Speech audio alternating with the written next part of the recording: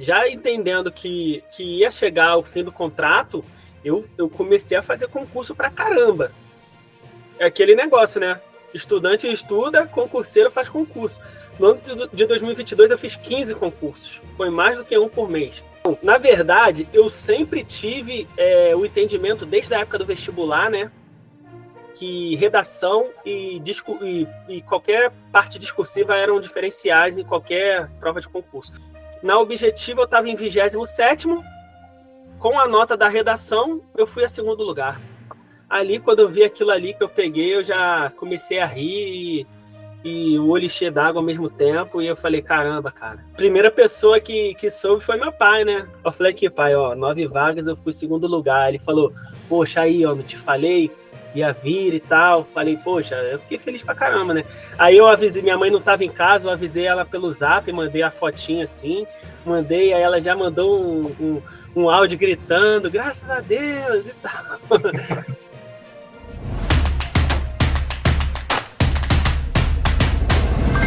Fala, galera, beleza? Hoje a gente vai entrevistar o Bruno Reis, né, aprovado aí no concurso da UF e da CGE, né? E seja muito bem-vindo aí, Bruno. Opa! Isso aí, pessoal. Estamos aí para dar o depoimento e poder ajudar vocês aí na caminhada de vocês também, aí na área dos concursos. Que eu puder agregar para a preparação de vocês, eu estou aqui à disposição. Bruno é um concurseiro raiz, tem muita experiência já nesse concurso, né, nessa área de concurso, né? E aí a ideia é realmente, a gente vai tentar extrair aqui o máximo de informação do Bruno para poder tentar aprender, né, tanto com seus erros quanto com seus acertos, né, e assim, né, servir de inspiração aí para vários outros concurseiros. E para começar, né, eu queria saber quem é o Bruno, né, que você falasse um pouquinho de você, de onde você é, sua formação, idade. Então, eu sou daqui do Rio de Janeiro, sou formado em administração pela Universidade Federal do Rio de Janeiro e tenho 35 anos, né? Comecei minha caminhada para concursos lá em 2014, ali bem pertinho da Copa do Brasil, no Brasil, né? Copa do Mundo no Brasil. Foi ali que começou, quando eu decidi, né, que eu não ia continuar na empresa que eu estagiava, e conversei com algumas pessoas e algumas me indicaram, cara, estuda concurso, acho que é o melhor para você sempre foi estudioso, dedicado, acho que pode ser um caminho interessante. E ali, o que te chamava a atenção no concurso, assim? Por que você quis estudar para concurso? Então, na verdade, eu nunca tive a pretensão de me formar e fazer concursos. Eu sempre tive a pretensão de trabalhar na iniciativa privada. Um segmento que muito me atraía era o da gestão esportiva. Gostava muito dessa coisa de trabalhar junto a um clube de futebol, por exemplo, e trabalhar ali na parte da gestão. Mas esse sempre foi um mercado muito fechado, sempre tentei diversas oportunidades e nunca consegui. E aí, fazendo administração, eu estagiei numa empresa de tecnologia da informação, né? E só que lá, por diversos motivos e desgaste mesmo com a chefia, eu acabei entendendo que era melhor encerrar meu ciclo ali e não ser efetivado, até porque a proposta não me agradou. E eu fiquei naquela ali, né? No início de 2014, recém-formado, sem emprego, o Brasil com a situação difícil economicamente, né, já do governo Dilma ali, e procurando emprego e não conseguia, e conversando com algumas pessoas, eu cheguei à conclusão, olha, acho que eu vou tentar aqui, vou me matricular numa turma de concurso, de preparatório, e vou tentando, vou fazendo entrevistas e tal, e se acontecer de aparecer algum emprego, eu embarco, se não acontecer, eu continuo estudando, e aí eu escolhi, né, começar a estudar para o BNDES, que é uma empresa pública que tinha um cargo de administrador e que estava em vias de abrir concurso. Então, você começou a estudar para concurso com um pé lá no estudo do concurso e com outro pé na área privada, fazendo entrevista para outros caras. Exatamente. Então, você ainda estava meio incerto. Estava meio dividido. Mas aí teve que chegar um momento que eu lembro que em algum lugar, acho que eu vi do William Douglas, né, que é o guru dos concursos aí, muito famoso, que ele fala assim, concurso é uma piscina que você tem que mergulhar de cabeça. Não pode ir molhando o pé devagarinho e achando que, não, calma aí, deixa eu ter um plano B, um plano C, porque senão a gente só perde tempo e dinheiro. E aí teve um momento, durante uma entrevista de emprego, que foi até numa área, foi numa televisão esportiva, né? Que eu pensei, poxa, agora chegou a oportunidade, vou trabalhar na área esportiva do jeito que eu gosto.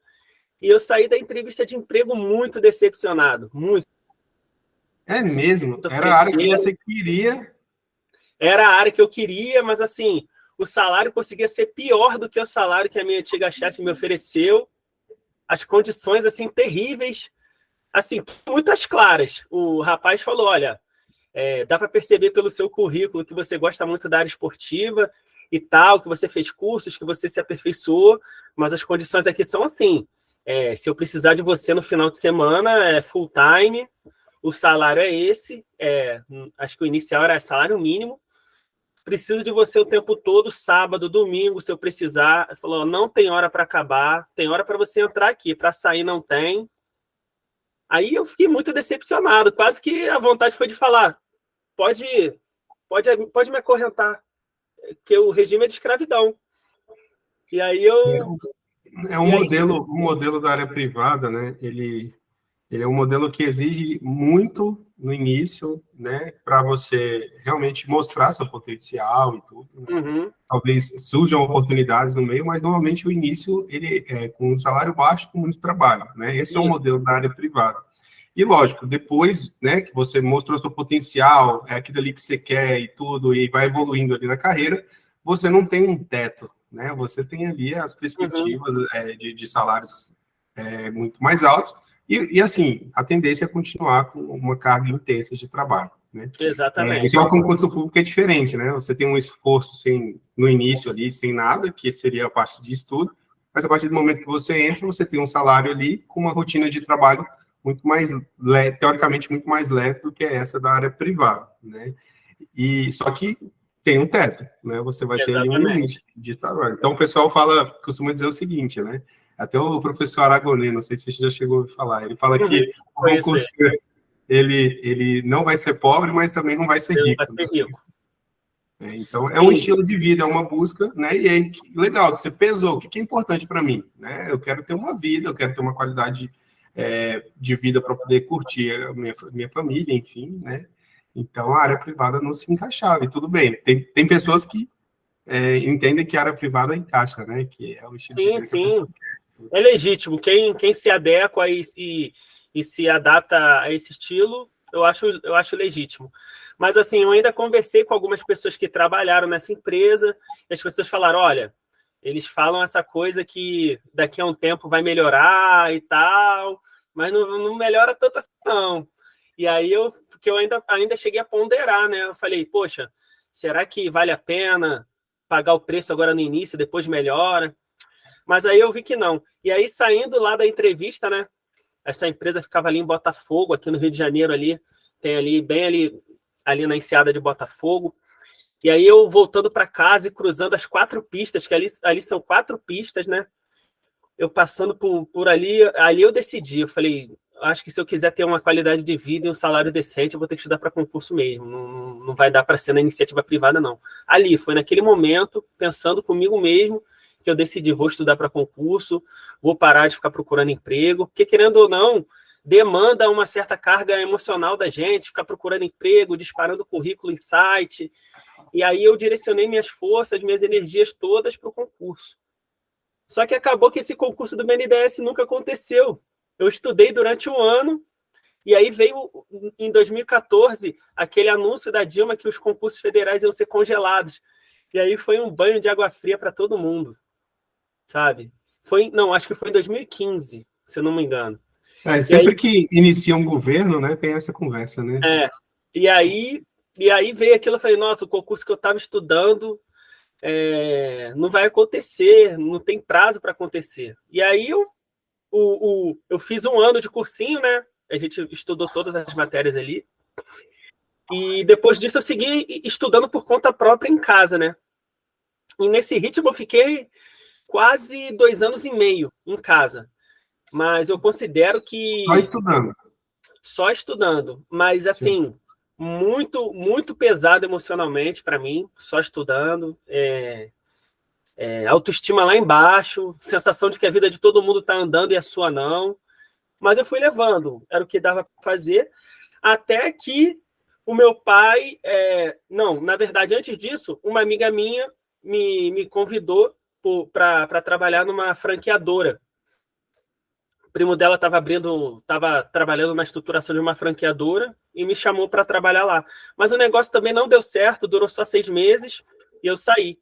Quando eu saí, o meu pai me chamou para trabalhar com ele. Meu irmão já estava trabalhando com ele e eu fui trabalhar com meu pai, né? O meu pai, ele é comerciante atacadista de hortifruti aqui na Ceasa, né? Não sei como é que é aí em Brasília o nome. É Ceasa? A Ceasa também tem Ceasa. Em São Paulo é Ceagesp, é diferente.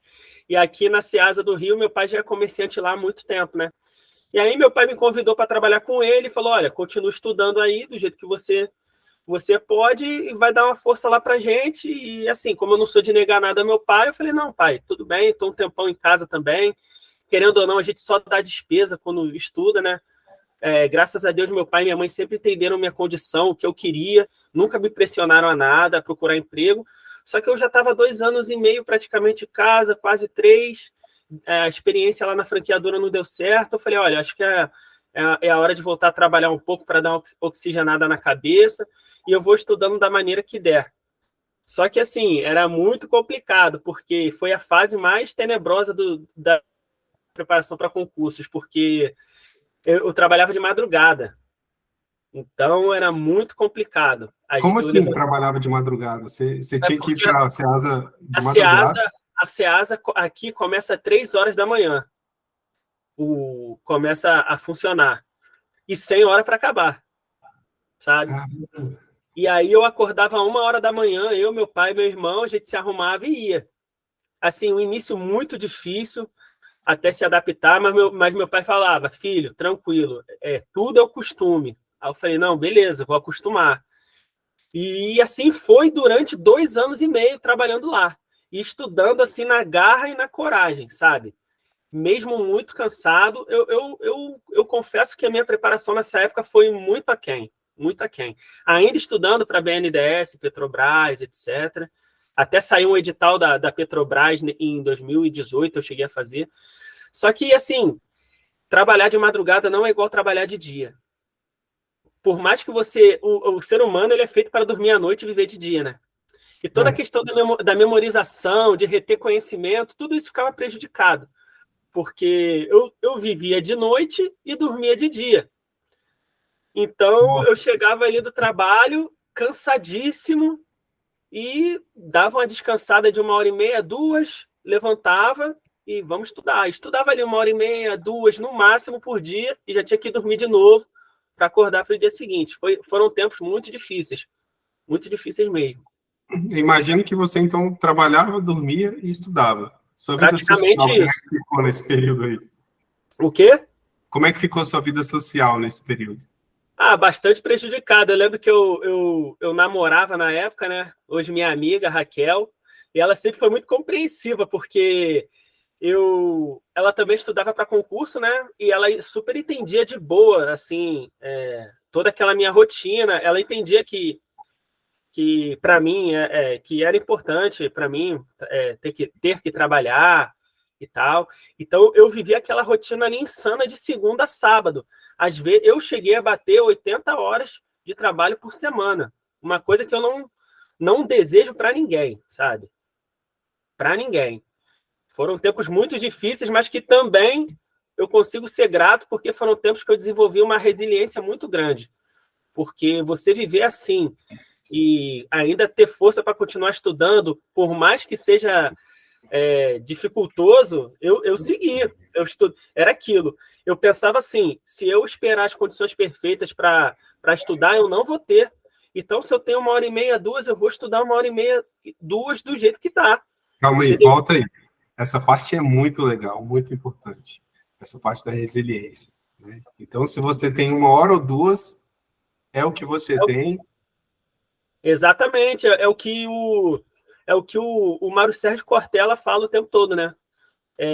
Faça o melhor que você tem, que você pode nas condições que você tem, até você encontrar melhores condições para fazer melhor ainda. E assim eu fui, entendeu? Eu entendi que aquela rotina era pesada, era exaustiva, mas eu falei, o que eu puder fazer, eu vou fazer. E eu fiz, sabe? Eu estudava, assim, no máximo 11, 12 horas por semana, no máximo. Era o que dava para fazer. Mas eu não Mas parei. se você for somar 11 horas por semana durante várias semanas, dá um quantitativo de Foram horas. 2 anos e meio assim. 2 anos e meio. Melhor do que simplesmente, não consigo estudar, não vou conseguir fazer 6 horas, então não vou estudar nada.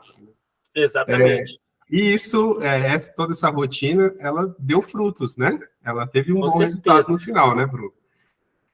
Como é que Sim. foram essas suas aprovações aí? Então, quando eu trabalhava, eu e meu irmão trabalhávamos lá com meu pai, né? Até que em determinado momento a gente começou a passar por uma situação judicial muito, muito prejudicial para a gente. Que a administração lá da Ceasa queria, porque queria tirar a gente do local que a gente trabalhava e impedir a gente de ter os produtos que a gente vendia. Meu pai, muito tempo atrás, conseguiu uma licença que permitia ele vender certos tipos de produtos que outras pessoas ali não poderiam vender. E isso acabou despertando certa inveja, olho gordo das pessoas por ali, e começou a se gerar um movimento para impedir que a gente vendesse aquelas coisas ali, sabe? E aí começou uma disputa judicial, até que culminou que a gente precisou sair daquela área e precisou parar de vender tudo aquilo ali que a gente vendia. Aí a gente foi passado para uma outra área que meu pai tinha no pavilhão lá no Ceasa, muito menor, um quarto menor do que, assim, não. A gente tinha uma área 4 vezes maior do que a área que a gente passou a ter. Então não existia mais tanta necessidade de 3 pessoas estarem trabalhando ali, sabe? E eu acabei entendendo que era a minha hora de voltar a estudar com força. Eu sempre tive claro para mim que aquilo ali não era o que eu queria para o meu futuro, que eu queria estudar, que eu queria passar no concurso. Então, um belo dia, eu parei e conversei com meu pai, voltando para casa do trabalho. Eu falei, pai, eu estou pensando em voltar a trabalhar, voltar a estudar para concurso, e eu sei que o senhor me pediu para ficar aqui, mas a situação já não é mais a mesma, a gente já não fatura mais tanto quanto antes, então eu estou achando que eu estou sobrando aqui. E aí meu pai falou, tá bom, filho, se você quiser ficar em casa estudando, pode ficar, que eu te mantenho, o que você precisar, eu estou com você. E aí, cara, eu chego até a me emocionar quando eu falo isso, porque eu pensava que meu pai fosse ficar chateado comigo, sabe? Que ele não fosse entender, mas ele entendeu de boa. Isso foi em junho. Quando chegou agosto, eu tinha tomado banho, meu celular estava tocando, e eu não entendi. E aí eu vi que deixaram uma mensagem de voz.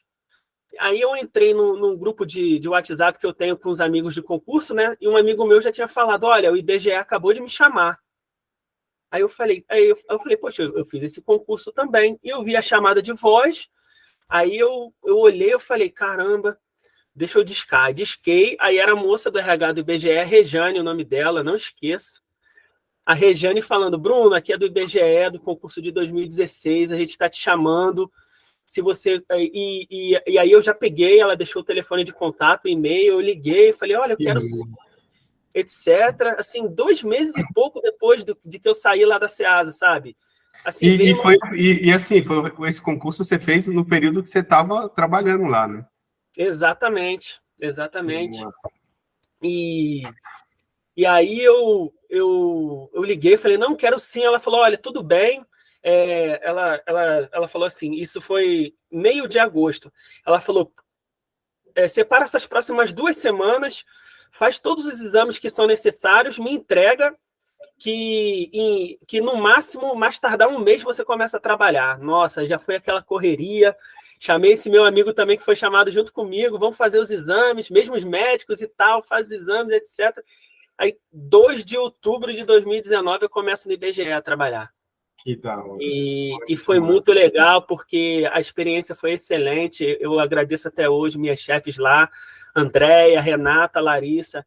gente, assim, do coração enorme, que assim, desde o primeiro momento que a gente chegou lá, já chegaram e falaram assim, olha, a gente sabe que o cargo aqui é temporário, que a maioria de vocês continuam estudando para outros concursos, e deixou muito claro para mim assim, olha, trabalhou, fez o seu trabalho, não tem mais nada para fazer, se quiser pegar alguma coisinha para estudar, pode estudar. Eu falei, meu Deus do céu.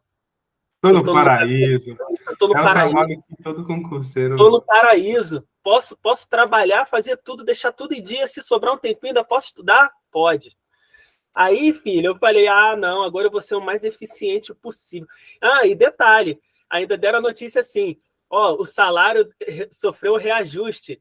Desde do edital, aumentou em R$600. Eu falei, meu Deus do céu.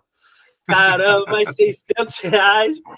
Aí eu falei, caramba, que isso, vou voltar a trabalhar de dia, não vai ter mais isso de acordar de noite. Foi perfeito. Foi uma mudança significativa de vida, né? Esses 3 anos que eu fiquei lá foram maravilhosos. Gostei bastante, foram experiências, assim, fantásticas. E também teve o período da pandemia, né? Que, graças a Deus, a gente, por mais que o temporário tenha um contrato mais frágil, né, e possa ser desligado, a gente não foi desligado. A gente conseguiu implementar um home office de boa e ficou durante quase 2 anos e alguns meses de home office e voltamos presencialmente em fevereiro do ano passado, ou março, e eu fiquei até outubro, né? Lá, quando venceu o prazo, 3 anos, eu tive que sair. E aí, então, você aproveitou esse período para poder estudar, né? Com certeza. E aí, depois disso, você conseguiu aprovação em 2 concursos, se eu não me engano, não é isso? Isso. Então, todo ano do ano passado, de 2022, já entendendo que ia chegar o fim do contrato, eu comecei a fazer concurso para caramba. É aquele negócio, né? Estudante estuda, concurseiro faz concurso. No ano de 2022, eu fiz 15 concursos. Foi mais do que um por mês. Teve uma sequência de 2 meses que eu tive concurso domingo, todos os domingos. Foram 7 ou 8 finais de semana seguidos. Foi um período pesado. Mas eu fui fazendo, até que chegou esse ano, e na verdade foi em dezembro do ano passado, né? Abriu esse edital da UF. E como eu já tinha ficado bem colocado no último, mas não dentro das vagas, eu falei, olha, vou fazer esse concurso, tanto nível médio quanto nível superior, porque eu estou em casa, não estou trabalhando. UF fala para a galera. UF talvez... é a Universidade Federal Fluminense, fica aqui em Niterói, um município ao lado, no Rio de Janeiro, de onde eu moro. E aí eu falei, olha, vou fazer esse concurso da UF, sempre estudando para controle, né, que é a minha área fim, nunca desviando o foco, mas como eu estava em casa, eu estudava para controle de manhã e de tarde, e chegava à noite, eu separava um horário para fazer questões da banca da UF, que é a COSEAC, né? E eu ficava ali, junto com o meu conhecimento pregresso, fazendo bastante questões da banca, e eu falei, eu vou com esse conhecimento para a prova. E deu certo, né? Graças a Deus. E nessa preparação, quando é que você percebeu que precisava se aperfeiçoar na discursiva, na redação?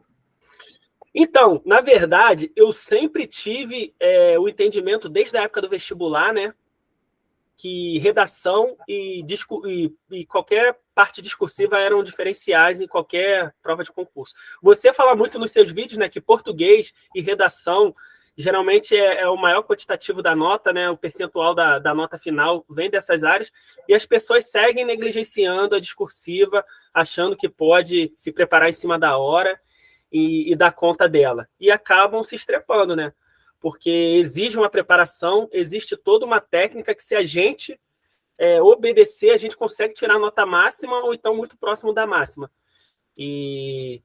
Então, eu lembro de uma palestra que eu vi na época do vestibular, do professor falando, gente, o que é mais fácil? Redação ou física? E todo mundo, redação. Então, por que vocês estudam mais física, se redação tem um percentual maior na prova e física não? Aí todo mundo ficava assim, eu não entendo. E aí, a partir dali, eu lembro que eu tive uma professora chamada Márcia, né, no meu 2º grau, e que ela falava assim, olha, eu tinha um aluno que ele era péssimo em redação. Eu comecei a treinar com ele uma redação por dia, ele fazia, eu dava o tema, ele fazia, devolvia, e ele passou no vestibular com a excelente nota. E aí eu cheguei nela, né, depois da aula, falei, Márcia, eu gostei desse jeito que você fez com o aluno, se eu fizer a redação uma por dia, você corrige? Ela falou, corrijo, pode me dar que eu corrijo. E aí eu comecei ali, uma redação por dia. No início eu não fazia nem 20 linhas, Bruno, nem 20 linhas. E eu fazia ali uma redação por dia, e no vestibular eu lembro até da nota, 82,5 na UFRJ. Na UF, que foi o vestibular que eu fiz, nota 100 também, nota máxima. E foi assim, era o diferencial que me jogava dentro das vagas. E aí, quando eu vim estudar para concurso, eu fazia uma consultoria que indicava você concursado, né, como material. E aí eu me adaptei muito bem com o material de vocês, assim, toda a técnica, toda a estrutura de como montar uma questão discursiva, uma redação. E aí eu, utilizando aquilo ali, basicão do rascunho eficiente, para mim é formidável, uma coisa que economiza tempo durante a prova e te deixa até mais tranquilo, porque a gente sempre fica naquela correria, será que vai dar tempo de passar limpo, será que eu escrevo direto? E o rascunho eficiente, você consegue fazer um rascunho mesmo, uma pré-redação, que dali você consegue escrever a redação e consegue tanto ter tempo para fazer a parte objetiva, né, quando não é separada, que nesses concursos que eu passei, a objetiva era no mesmo horário da discursiva, da redação.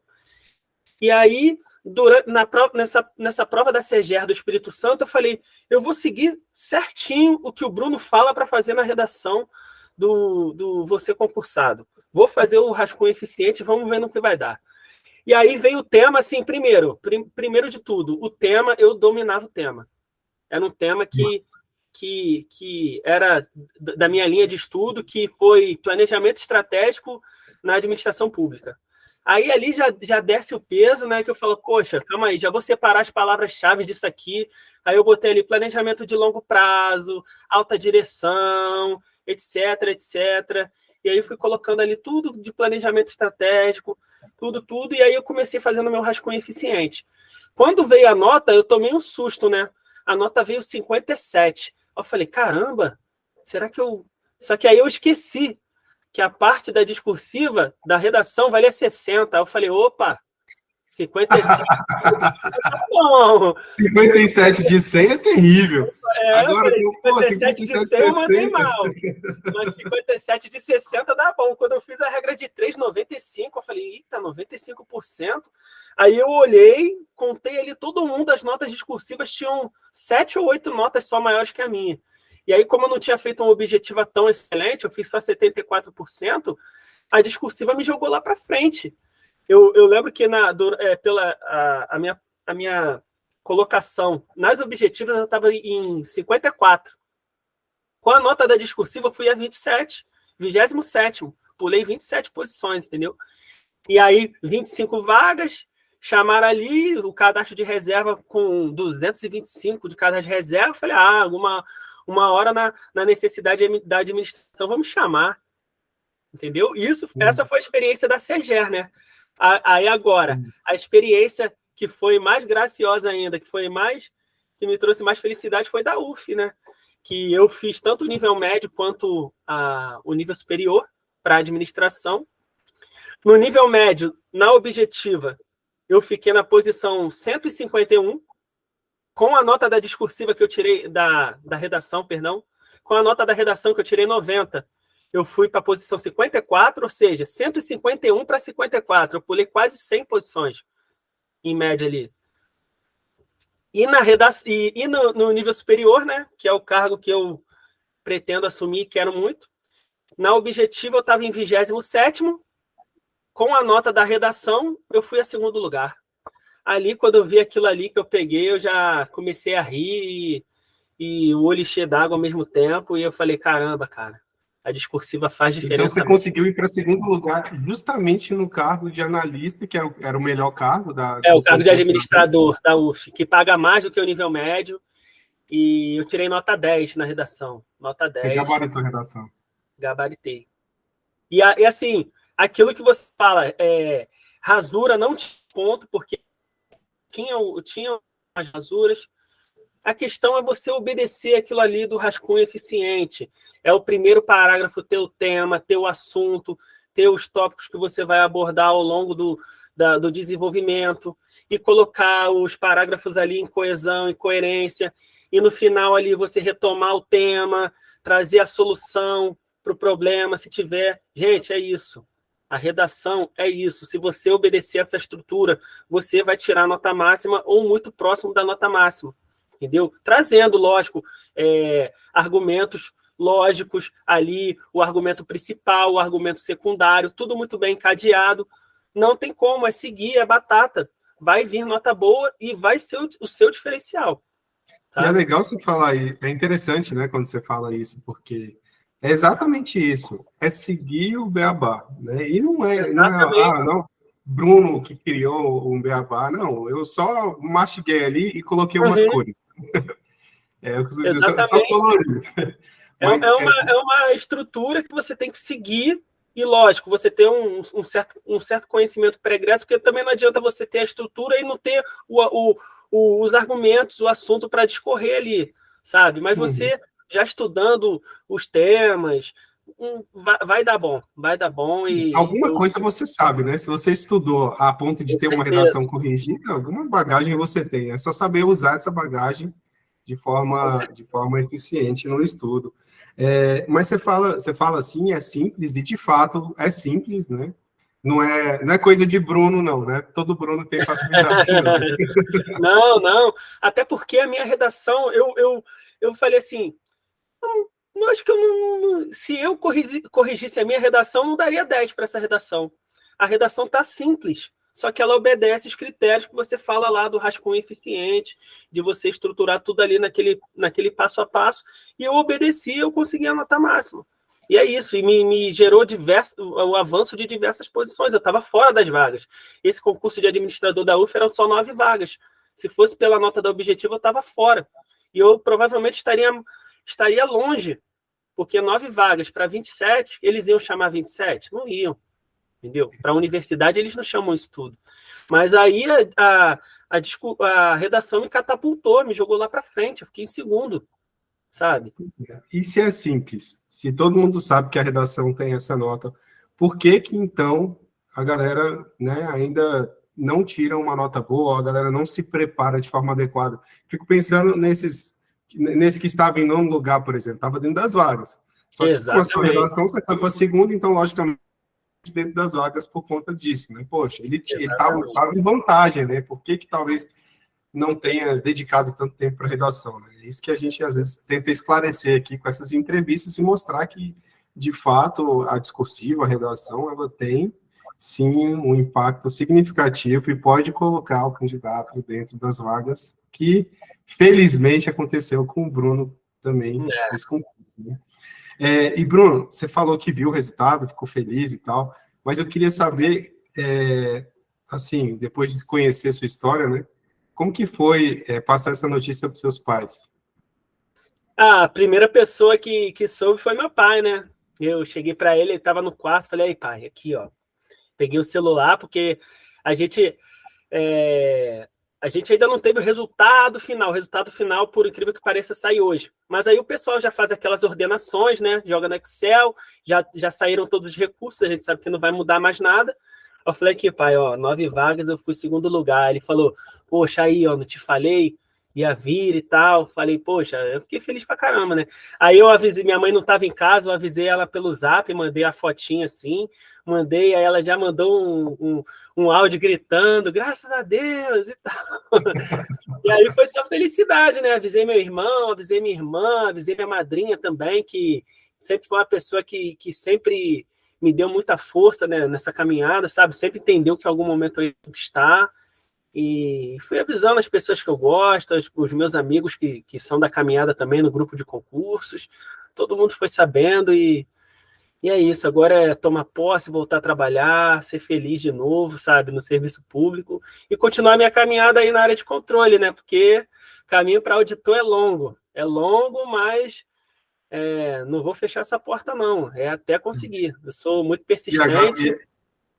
E agora vai ser uma caminhada bem mais tranquila, né? Vamos dizer bem assim. mais tranquila, com certeza, porque já tem um dinheirinho entrando, a vida pessoal já começa a poder voltar a ter alguma coisinha diferente da vida só de concurseiro. E é isso. Vamos seguindo em busca de, de maiores conquistas. Tenho interesse também de futuramente fazer um mestrado, alguma coisa desse tipo. E é isso, é o que eu falo para todo mundo. Enquanto a minha escada tiver degrau para subir, eu vou subir. Massa. Foi uma jornada bem interessante, né? Você mostrou que tem resiliência, mostrou que tem consistência, mostrou que estava usando estratégias, né, de estudo. Então, assim, ao longo desse período, né, se você pudesse listar, para quem talvez esteja começando ou esteja no início ali da preparação para concurso, qual você julga ter sido o seu principal erro durante essa preparação? Olha, eu considero que uma coisa que sempre me atrasou muito foi a questão de ter que fazer resumo à mão. Eu tinha na minha cabeça que eu tinha que fazer resumo à mão. Isso toma um tempo absurdo, porque depois de um tempo a gente entende que o resumo é uma coisa dinâmica. Ele não para de mudar. Ele sempre está entrando informação nova, algumas outras vão saindo, porque você já absorveu aquele conhecimento, então não tem por que ele estar ali. Então, se você faz tudo à mão, fica muito complicado você fazer ajustes, né? Fica uma bagunça. Então, a partir do momento que eu entendi que meus resumos tinham que ser digitais, ali no arquivo Word, que eu conseguia colocar imagens, que eu conseguia colocar prints de resoluções de questões que eu vi de alguém num fórum de questões, e que a coisa é muito mais rápida, muito mais eficiente, eu só passei a fazer resumo digital. Agora, alguma outra coisa que eu Cara, tenho alguma outra... olha que engraçado, né? Eu já vendo o Instagram ali e tal, vendo o YouTube, de vez em quando aparece assim, se você ainda estuda sem resumo, você não vai ser aprovado tão cedo, né? Então fala assim, ó, se você não faz o resumo, você não vai ser aprovado. E aí, logo em seguida, vinha um e falava assim, se você faz resumo, você nunca será aprovado. Ou seja, são pessoas que né? foram aprovadas com metodologias totalmente contrárias, né? Mas que vendem uma ideia de que só aquela metodologia funciona, né? A gente várias vezes já viu aqui, né, alunos sendo aprovados fazendo resumo e outros sem fazer resumo. E aí você trouxe uma linha no meio ali que eu achei interessante. Então você em vez de fazer resumo, mas era um resumo mais rápido, né? Você copiava as questões, copiava ali o que era importante dentro de um arquivo Word, né?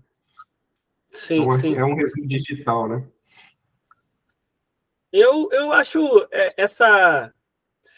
esse pessoal que aborda isso de não faça resumo, eu acho que no fim eles ainda fazem o resumo, porque se você pega um arquivo em PDF de um material e você grifa só o material, e você só lê o grifado, aquilo é um resumo.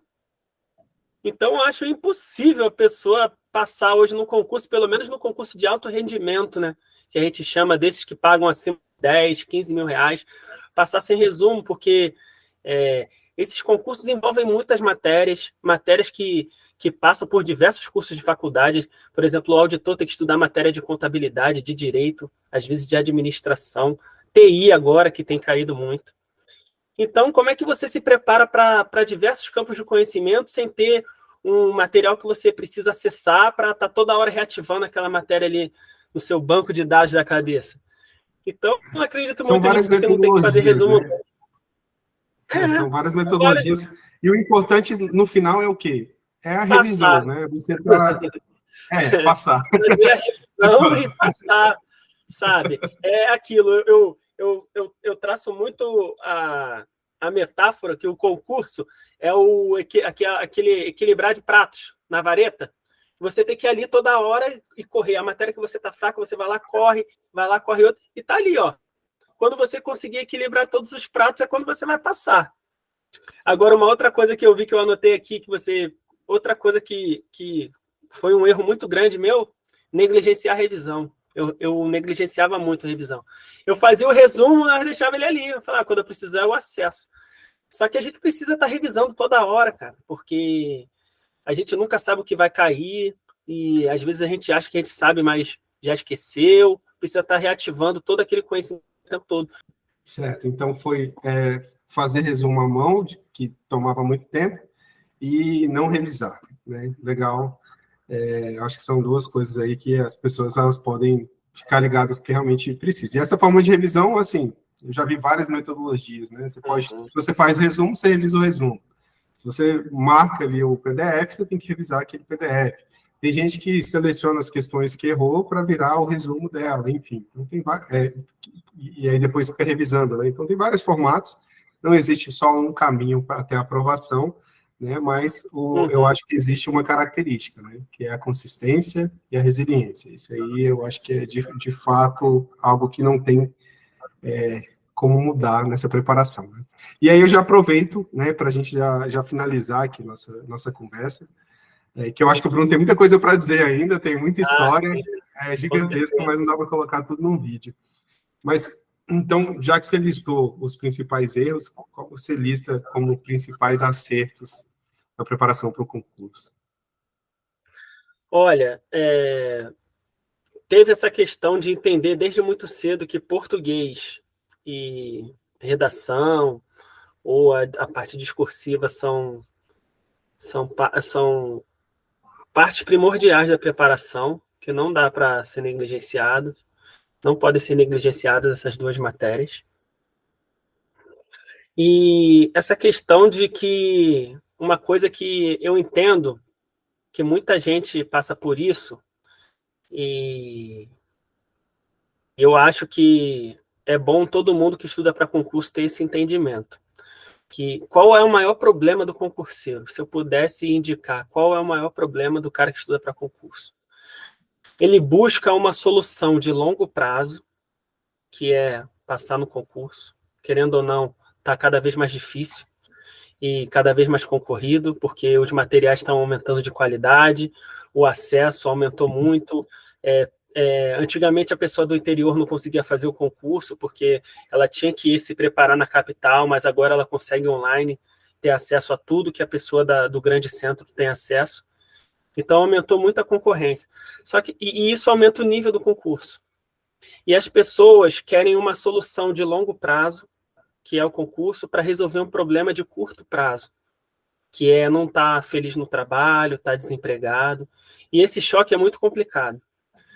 E quando eu entendi que o concurso era um projeto de longo prazo, que era eu me preparar, me aperfeiçoar, buscar progredir a minha preparação, quando eu entendi que era um projeto que em algum momento ia acontecer, um alívio veio para o meu coração, sabe? Porque é uma caminhada muito tortuosa, nem todo mundo entende.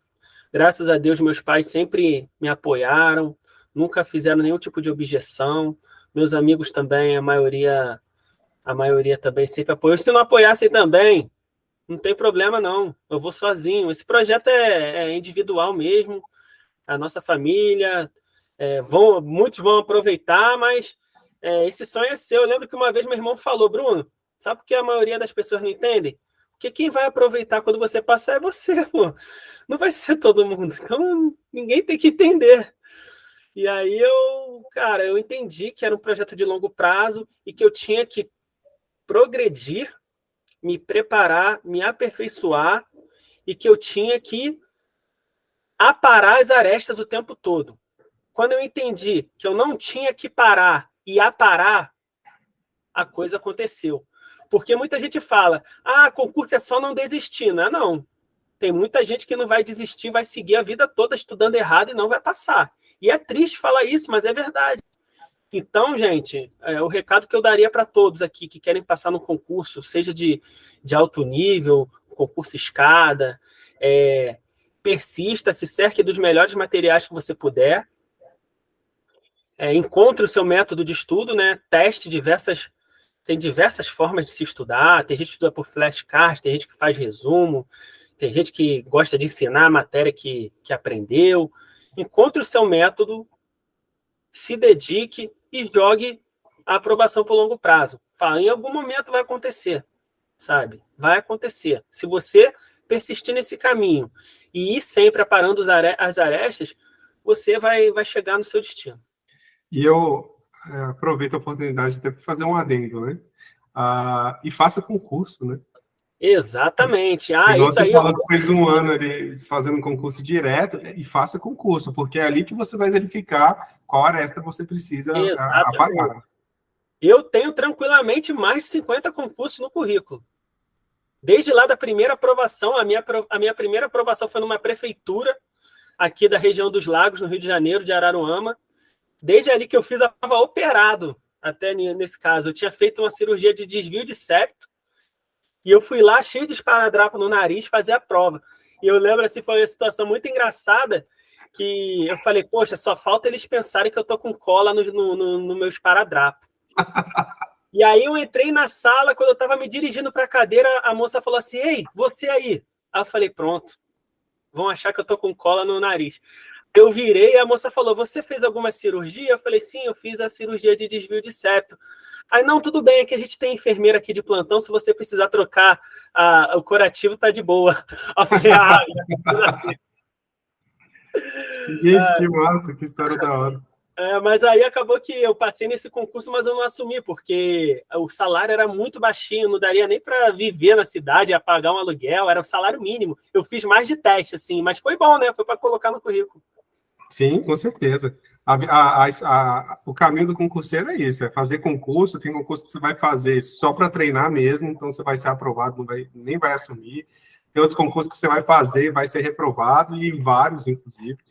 Né? Acontece do concurseiro fazer 2 provas em finais de semana seguidos, basicamente mesmas matérias, ser aprovado em um, ser reprovado em outro. Então, assim, você tem que estar ali para jogo, né? Você só vai ser aprovado quem está jogando. Até pela gestão do tempo, da hora da prova e da gestão emocional. Esses últimos concursos que eu tenho feito, eu vou como se estivesse indo à praia. Eu não fico nervoso, eu não deixo de dormir na véspera, sabe? Tem gente que fica muito, muito pilhado, e eu acho que é por falta desse movimento de deixa ele fazer aquela provinha ali, deixa ele me testar, deixa ele fazer tantas questões e tantas horas. E aí você vai criando casca, vai ganhando experiência. E o jogo é assim, o jogo é jogado, sabe? Massa. Bruno, brigadão aí por ter compartilhado sua história com a gente. Acredito que vai inspirar em vários outros concurseiros, principalmente aqueles que estão na jornada aí, meio desanimado, enfim, eu acho que deu uma injeção de ânimo em todo mundo, né? E parabéns pela sua dedicação, parabéns pela sua aprovação. Deixa eu aproveitar até e dar parabéns aí para sua família, né? Porque, assim, a postura que eles tomaram nessa sua preparação, de fato, é uma postura que é rara, tá? Então, assim, parabéns para eles, eu acho que parte dessa vitória é deles também, né? E se você quiser deixar aí seu Instagram para a galera poder seguir ou trocar uma ideia maior contigo, fica à vontade também. Tá bom. Então, pessoal, eu ainda estou aí nessa luta aí, né, dos concursos, ainda persisto estudando, mas caso tenha alguém que tenha se identificado com a minha história, queira fazer alguma pergunta, tirar alguma dúvida, o meu Instagram é @brunoreis.13. Lá vocês podem me encontrar, mandar direct, eu respondo assim que eu tiver um tempinho, eu vou lá tirar a dúvida de vocês. E vamos que vamos, no que eu puder ajudar. Meu pai sempre me ensinou uma coisa: se puder ajudar, ajuda, se não puder, não atrapalha. Então, eu gosto muito desse segmento de concurso, porque a pessoa está buscando mudar de vida. Então, no que eu puder ajudar alguém a mudar de vida, eu tô dentro. Tá bom? Demais. Gente, cola em quem está passando, né? Cola né? Se você quer ser grande, ande com os grandes, né? Então, siga aí o Bruno Reis também no Instagram. Obrigado, Bruno Reis, de novo. Um abraço para a galera. Até mais. Obrigado, Bruno. Tchau, tchau.